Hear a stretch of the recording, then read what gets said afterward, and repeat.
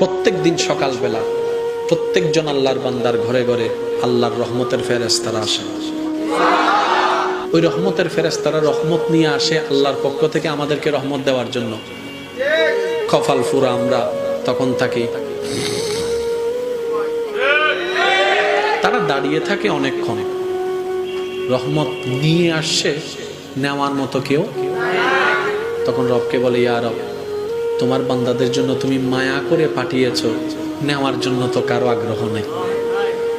আফসোস, কারো আগ্রহ নাই। সবাই তো ঘুমাচ্ছে নাক ডেকে ডেকে। আল্লাহ এখন কি করব?